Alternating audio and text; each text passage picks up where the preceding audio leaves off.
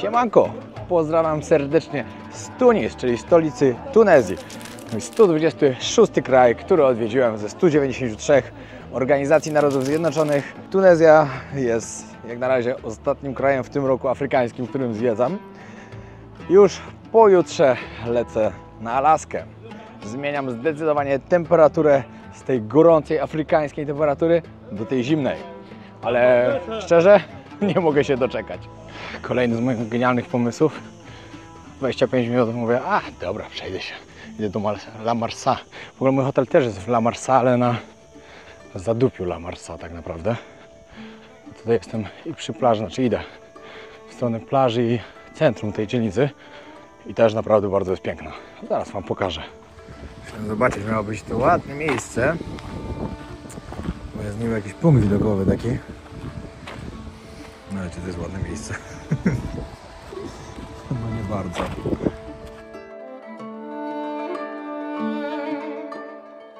No, jestem na tej plaży La Marsa, znaczy zaraz o plaży pokażę, że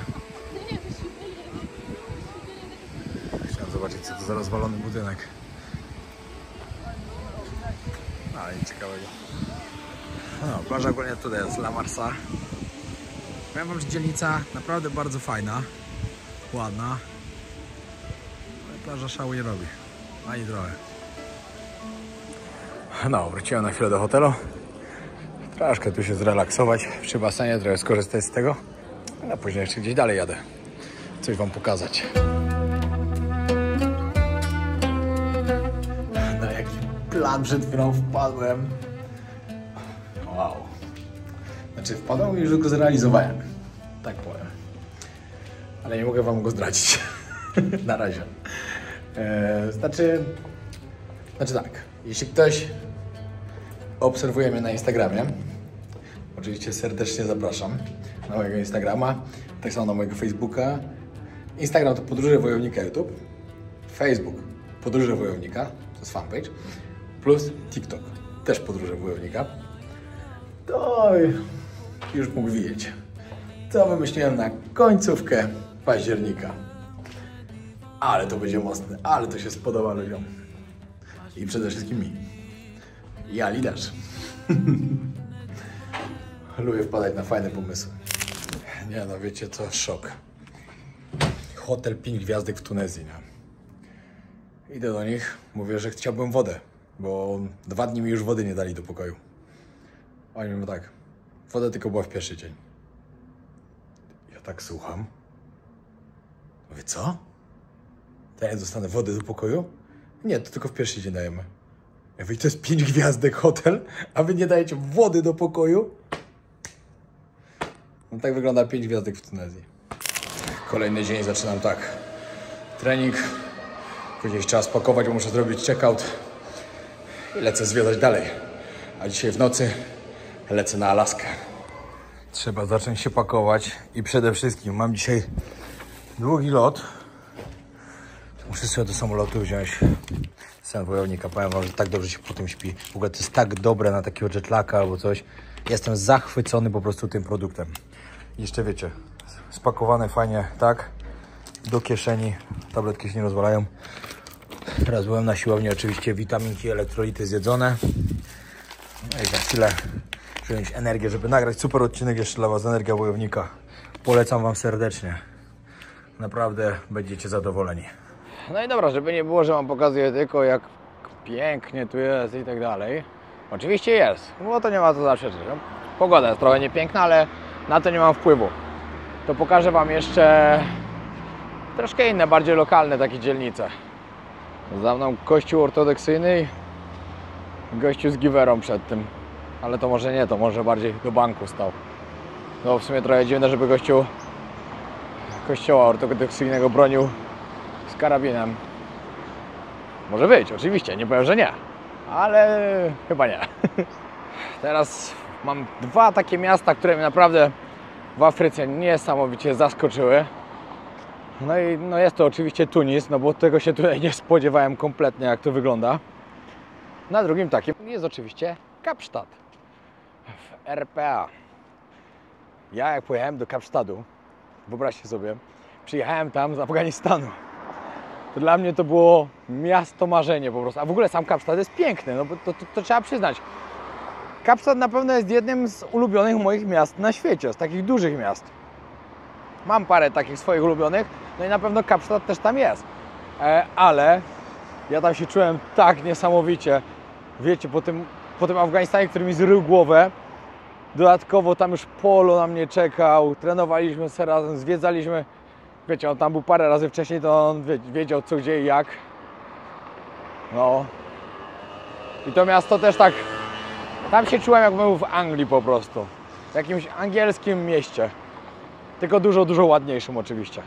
I żeby nie było, tak jak wam mówiłem, że tutaj jest jakoś wyjątkowo czysto. No jest czysto, oczywiście, że jest czysto. Jak się przyjedzie po takim innym kraju arabskim, to jest czysto. Ale śmieci też się zdarzają, żebyście o tym wiedzieli. Że nie jest tu idealnie. Ale i tak w porównaniu do tego, gdzie byłem wcześniej, w tej Mauretanii, a tutaj, nawet nie ma żadnego porównania. To tu jest mega czysto. No, w ogóle jak ktoś z Was nie widział odcinków jeszcze z Mauretanii, to serdecznie zapraszam. Dodatkowo plemiona, żeby zobaczyć, też serdecznie zapraszam z Etiopii. W ogóle myślę, że ta seria naprawdę jest cały czas bardzo udana, także powinno Wam się podobać. Naprawdę staramy się z Grzesiem zrobić jak najlepszą robotę, żeby Was zaciekawić. I myślę, że to całkiem dobrze wychodzi.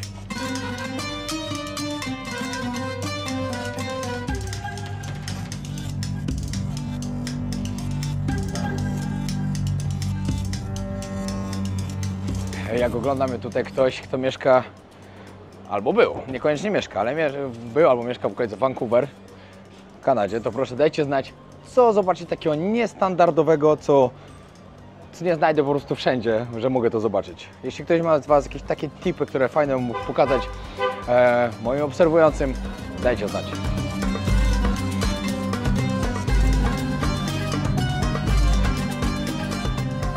Akurat chyba ułoży się tak, że jak będziemy kończyć rejs, to ten odcinek będzie na kanale.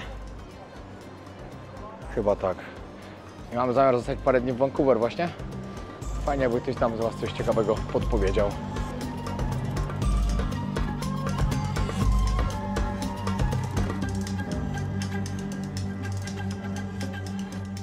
Muszę Wam teraz powiedzieć o tym, co mnie spotyka przez ostatnie dni, jak tutaj jestem, w Tunezji.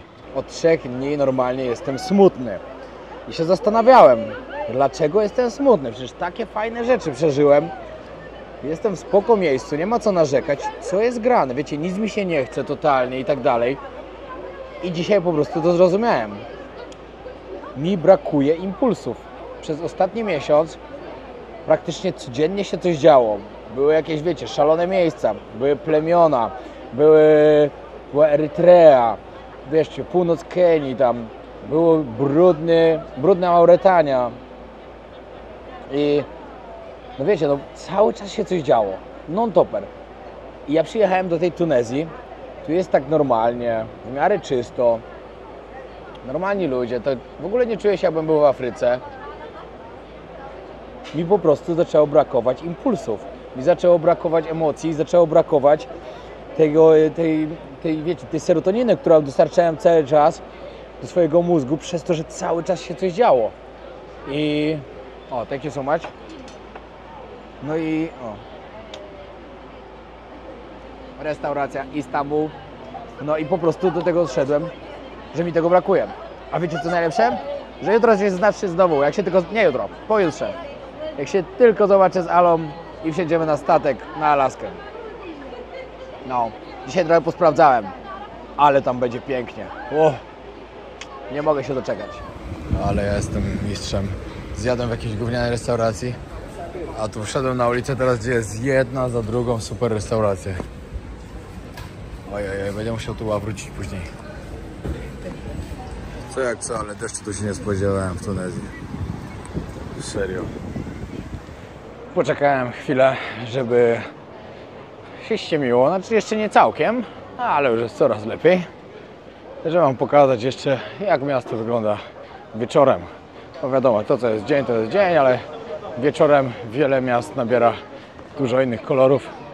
Także sam chciałem też to zobaczyć. Mam jeszcze parę godzin do mojego odlotu. Także poszwędam się jeszcze trochę i wam pokażę coś. Ale serio, to co wam mówiłem, z tym brakiem serotoniny i tak dalej, przez to, że brakuje mi tych impulsów, to się po prostu tak w mojej głowie wszystko skumulowało, że szok. Ja dzisiaj wypiłem już, nie wiem, z 5 albo 6 kaw i jakbym chciał, to bym teraz poszedł spać normalnie. Zero energii, totalnie nic a nic. Ale spokojnie, jutro coś nowego. Tak w ogóle to jutro prawdopodobnie się spotkam z Andrzejem Funfarą. Będę w Chicago, będę miał parę godzin. Znaczy parę, w sumie 2. No i prawdopodobnie się zobaczymy. No dobrze to było też przyjechać wieczorem, bo jednak inaczej to trochę wygląda. No, oczywiście trzeba pochodzić tymi uliczkami wszystkimi. Powiem wam tak, no jak będziecie w Tunezji, w Tunis dokładnie, i nie będzie wam zależało na tym, żeby być po prostu cały czas przy plaży, no bo plaże to są takie, jakie są. Chociaż tam, gdzie byłem wczoraj, to było całkiem spoko nawet, ale to nie są tak rajskie plaże, jak sobie wyobrażacie. To ani trochę nie było rajskie, to jedynie była plaża, o, tak powiem. No ale jakbym się miał gdzieś zatrzymywać drugi raz, to na pewno bym się zatrzymał w centrum. To jest nawet nie do podważenia. Zdecydowanie najwięcej się tu dzieje i jest najciekawiej. No i dzisiaj w ogóle spotkałem pierwszy raz Polaków. Niby tylu Polaków tutaj przyjeżdża do Tunezji, a dopiero dzisiaj spotkałem. Chociaż oni pewnie przyjeżdżają bardziej na all inclusive, raczej do tych miejscowości turystycznych, a tutaj to ewentualnie na wycieczkę. Nie wiem, gdzie ja idę.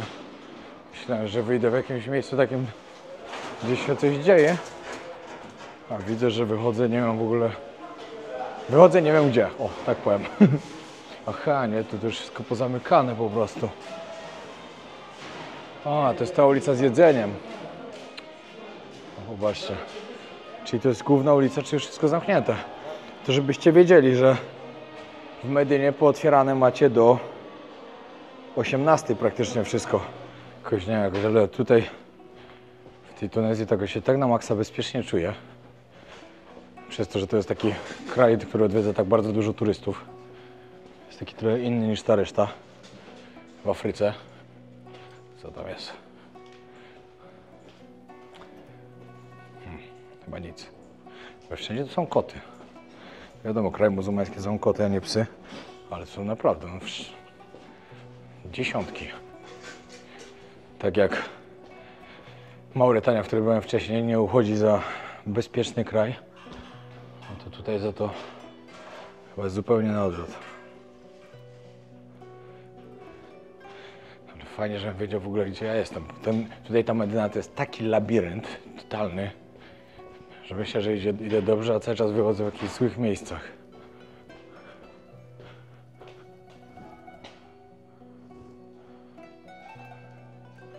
Wszystko pozamykane.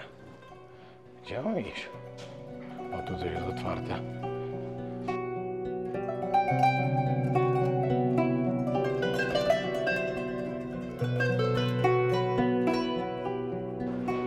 No i trafiłem.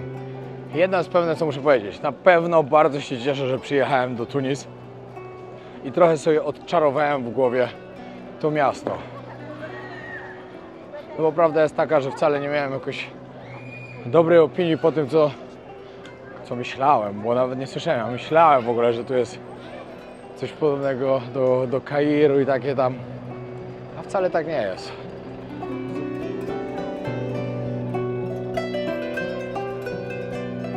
A najgorsze jest to, że znowu zaczyna padać.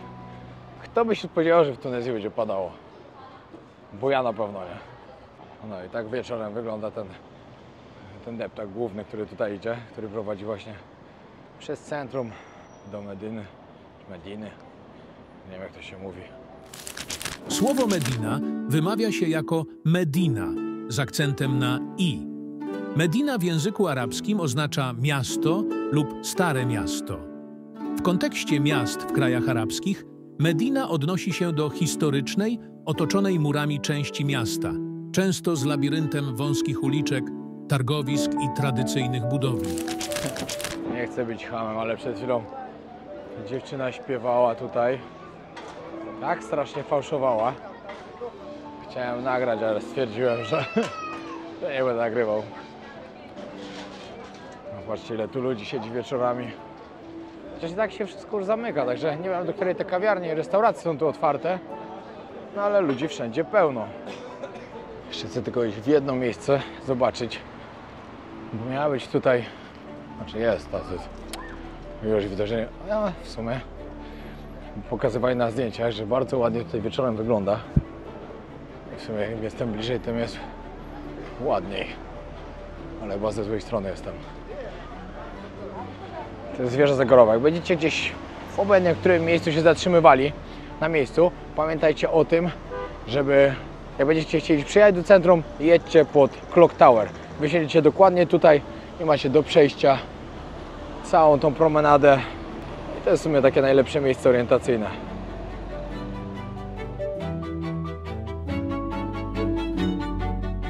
Jakbyście się zastanawiali, jak się przechodzi tutaj, to nikt nie patrzy na światła. Mają czerwone, wyzielone i tak wszyscy jadą, także idzie się po prostu środkiem. No, Dubaj to nie jest, ale całkiem też spoko.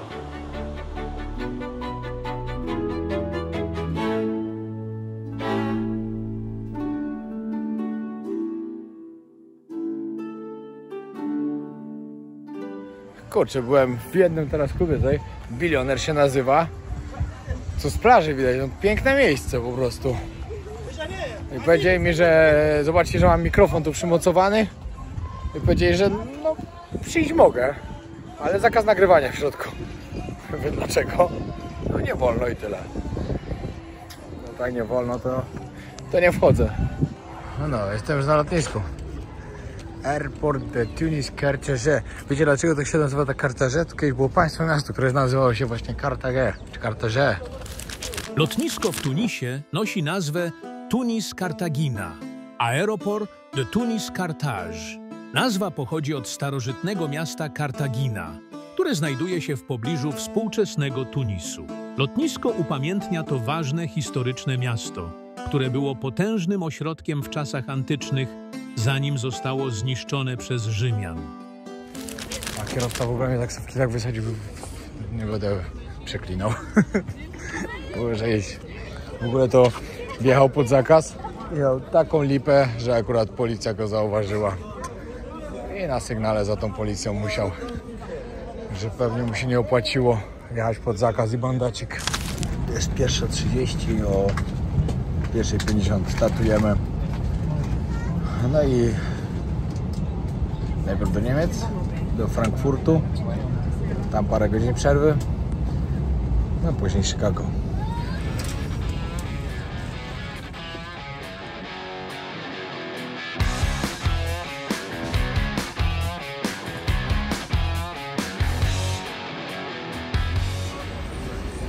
O, ale zimno jest. Lato się skończyło. Człowiek, który posiedział w Afryce i się odzwyczaił od takich dużych cen. Tutaj soczek, bułka i croissant i 16 euro trzeba było zapłacić. Ciekawe, jak teraz będzie w Stanach. Tam to dopiero będą ceny. W Stanach, a później w Kanadzie. Parę dni jeszcze w Kanadzie zostaniemy w okolicach właśnie Vancouver. Bierzemy samochód i trochę pojeździmy tam podwiedzać. W ogóle lecimy osobnymi lotami z Alą. I okazało się tak, że ona też ma przesiadkę tu we Frankfurcie. Ja za godzinę stąd wylatuję. Ona właśnie teraz wystartowała i za 1,5 godziny ląduje. Miniemy się i dopiero się spotkamy na Alasce. Z tym, że ona ląduje też parę godzin po mnie. Chyba z 5 godzin po mnie ląduje, jakoś tak. No i samolot już przygotowany. Chyba mówiłem, 9,5 godziny pierwsza trasa. Jakby ktoś pytał, jakim cudem, będąc w tych krajach, w których byłem, lecę do Stanów. Normalnie, mam wizę. Mam wizę, którą dostałem 5 lat temu. I od tego czasu się nie muszę martwić takimi rzeczami. No i znowu lot do Stanów Zjednoczonych. Fajnie, na Alasce nie byliśmy nigdy, także się bardzo cieszę. A w przyszłym roku mamy zamiar całe Stany zwiedzać przez jakieś 4 miesiące. że też będzie niesamowita wyprawa. Przylatujemy, przerabiamy sobie busa na takiego campervana. Będziemy zwiedzać miejsca do miejsca. Ale to już powiem wam, że zjadłem sobie sen wojownika. Godzinę temu już my tak mieli, ale spałem w nocy w sumie 2 razy po godzinie. To się też nie ma co dziwić. Po prostu marzę o tym, żeby odpłynąć. Jeszcze godzinkę i będziemy na miejscu. Niestety mamy opóźniony samolot przez warunki pogodowe. Z Chicago podobno nie jest ciekawie.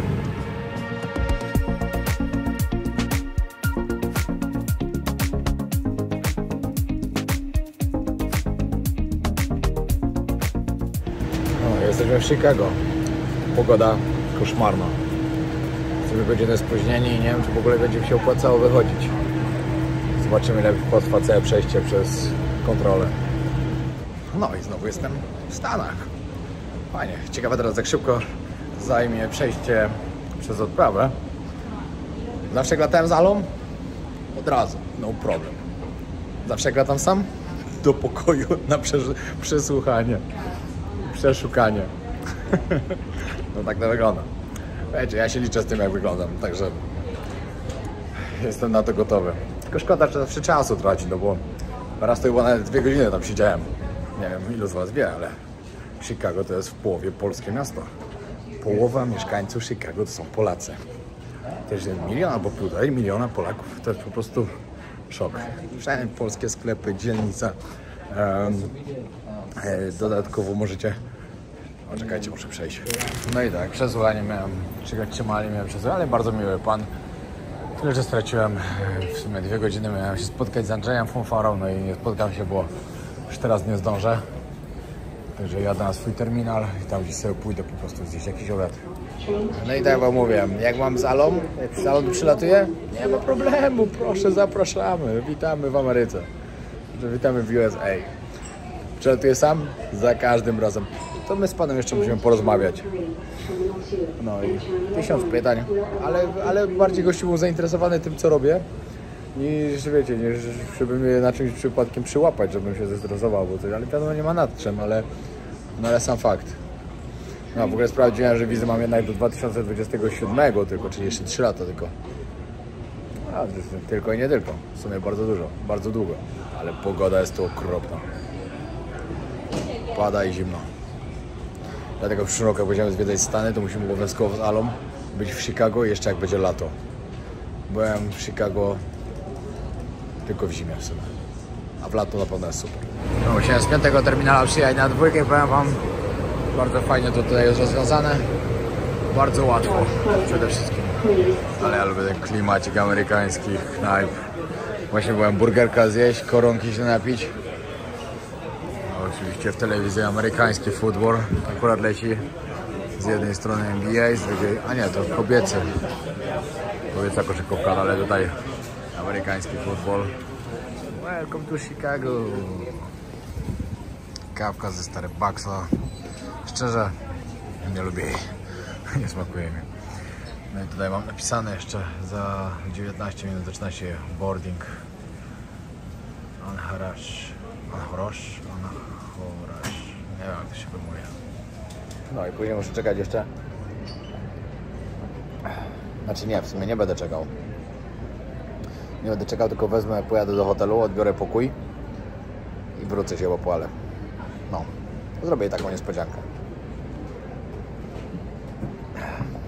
Właśnie jak to nagrywam, są publikowane odcinki z Mauretanii.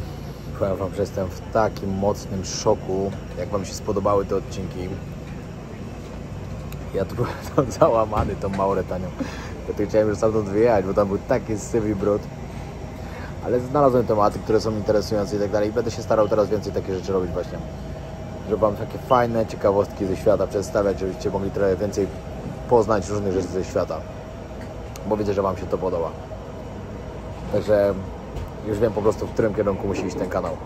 Jeszcze parę godzin i będę na Alasce.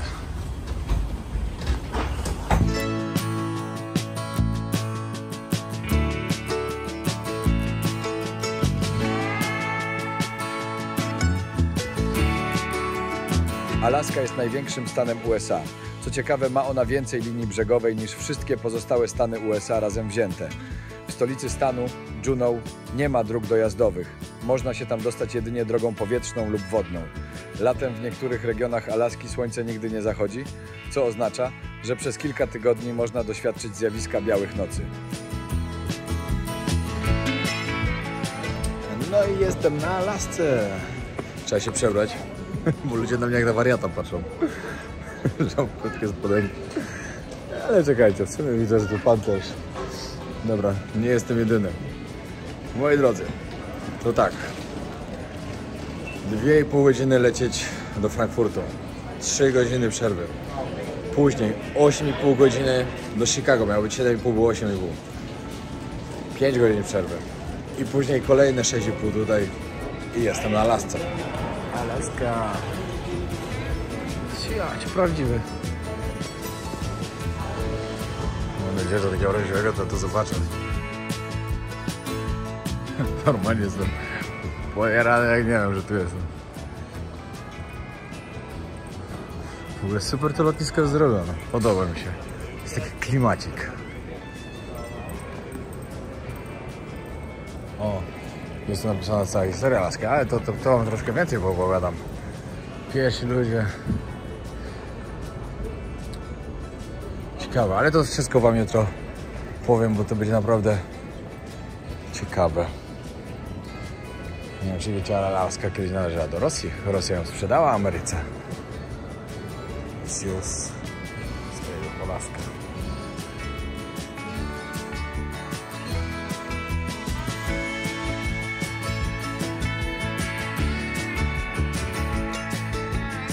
Na lotnisku od razu macie Visitor Center.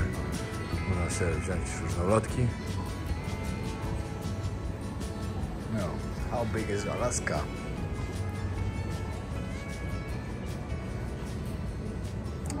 Niewiele mi to mówi. Będę musiał zrobić takie porównanie co do Polski, jak wygląda. A to spoko. No, już ogarnięty. Idę gdzieś znaleźć jakąś restaurację. 22 w sumie. Mam nadzieję, że coś będzie gdzieś otwarte. Nie mam internetu, bo nie miałem jak kupić na lotnisku. W sumie może i miałem, ale nie pomyślałem. Nie wiem, jak to się w ogóle stało. Ale mi nie wysłała też kodu od internetu w domu, gdzie wynajmujemy pokój na tą noc. No i mam lekki przypał. Nie miałem jak zamówić nawet taksówki, ani nic. Także po prostu idę przed siebie. No, a o pierwszej w nocy muszę odebrać, ale z tym, że w naszej głowie teraz już jest 8 rano. Jest jednak 10 godzin różnicy. W ogóle mi się spać już nie chce. I to jest najgorsze, że zaraz trzeba iść spać, a tu ani trochę się nie chce. Ale jest zimno. Dawno nie czułem takiej temperatury. A dopiero Ala mi przywiezie kurtkę jakąś. Czapkę, rękawiczkę trzeba kupić jutro. Nie uwierzycie, jakim znalazłem. Odmarznięte ręce, bo jest tak zimno. 2 godziny łaziłem. Nie znalazłem nic do jedzenia i ani jednej taksówki. Wróciłem teraz do domu i akurat ktoś przyszedł też, żeby się meldować i dał mi hasło do internetu. I zaraz sobie zamówię Ubera. A 2 godziny łaziłem tam z powrotem. Nic. No ale dobra, jest 23, jeszcze zdążę dojechać na lotnisko i przywitać, ale... No, jestem znowu na lotnisku. Mam nadzieję, że gdzieś z daleka zobaczymy niedźwiadka.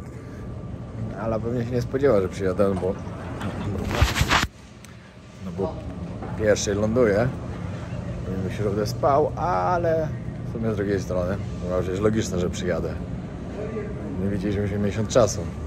Jesteśmy na Alasce, jest 0 stopni, jest tak zimno, że szok. Wcześniej było jeszcze 7, ale teraz już spadło, pokazywało, że w nocy będzie 0. Także już pewnie tyle jest.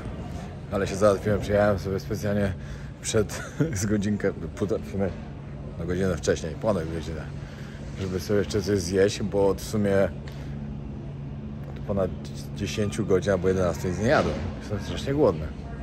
No ale niestety. Tutaj też nie zjem. Zamknięte wszystko. No i jesteśmy.